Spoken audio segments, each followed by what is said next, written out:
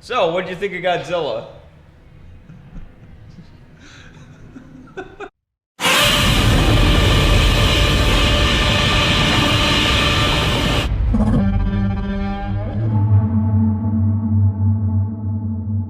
Okay.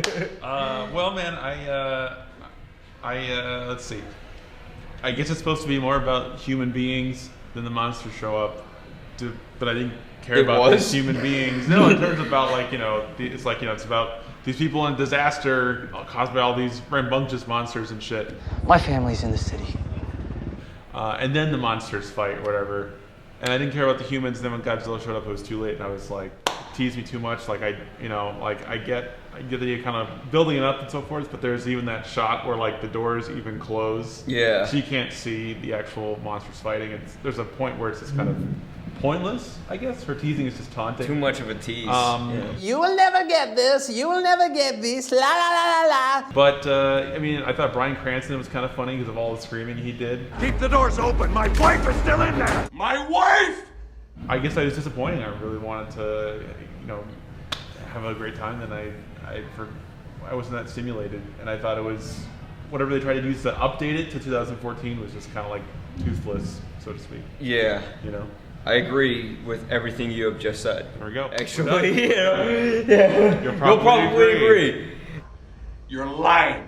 I know that you don't watch trailers Yep. and you don't watch clips. And Today, Junior? the thing was, when I heard the announcement of this film, when I heard everything about this film, I could care less. And then I saw the teaser trailer.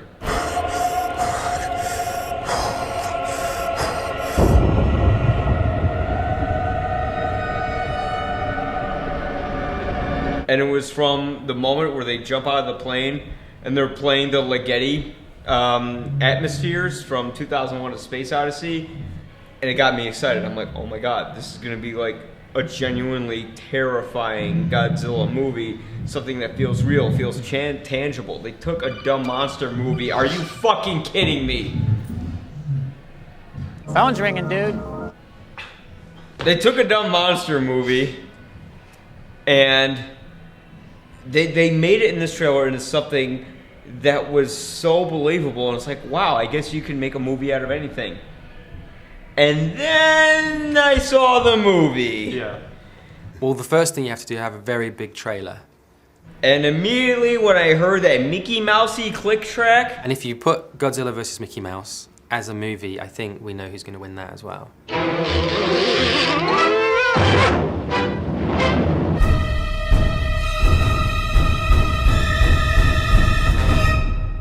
and it was like a immediate, oh, they're going for a Spielbergish type of feel. I had this book called The Steven Spielberg Story. What I didn't like was they went towards a lot of the sequels to the original 1954 Godzilla.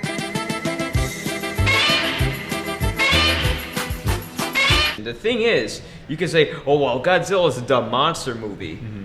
But the thing is, if you see the original 1954 film, it's not a dumb monster movie.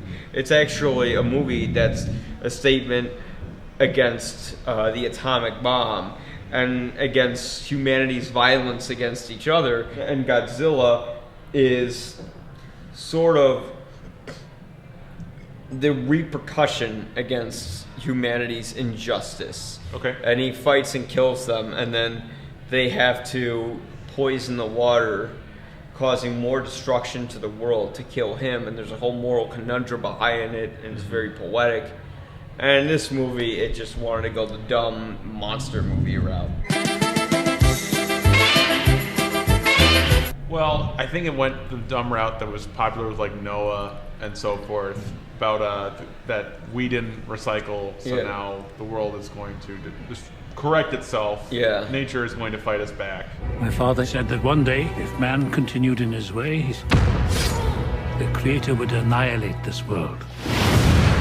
And this time it's in the case of Godzilla or these other bugs or Muto. Yeah, and there's that aspect. I think that's the modern aspect of it. So it's related to climate and related to global warming and all that stuff like that. The arrogance of man is thinking nature is in our control, and not the other way around. Godzilla is actually not the main monster in this movie. It's Mota or Mothra. Muto, right? Muto. Thank you. Two Mutos. Muto. Massive unidentified terrestrial organism. Godzilla doesn't come in until the very tail end, and like you said earlier, it's just there's a difference between teasing the audience and finally delivering like Jaws does. I can go slow ahead. Come on down and chum some of this shit. Which this movie tries to emulate, and then just teasing so much to the point where you're just frustrating your audience, and that's what it does. All right, sweet. Let's get to some monster action. All right, Godzilla. I'm guessing the digital module's been. Oh, come on! Analog retrofit. It's a movie that it tries to find a human element in some of its main characters, but it's not there because A, it's cliche, and B, it's too busy finding people who are in the higher ups of telling the audience of what's going on with all these monsters, and that's where it falls apart. Get off the screen, kick-ass! Nobody wants to see you! Ah! In the end, would you recommend Godzilla? I wouldn't recommend it. I'd say rent it, but then see it on the biggest TV screen possible. You're lying. Would you recommend it, Mike? Fuck no. Musku wa doko da? Don't believe the trailers.